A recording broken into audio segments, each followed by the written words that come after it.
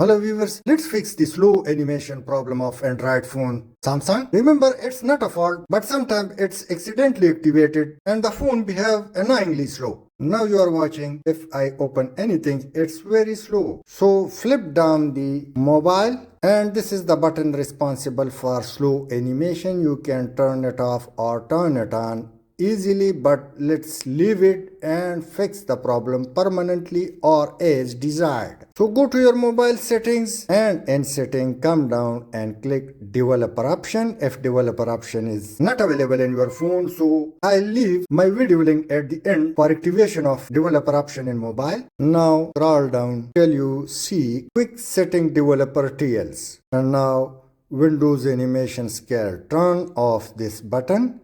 Now let's go for step 2.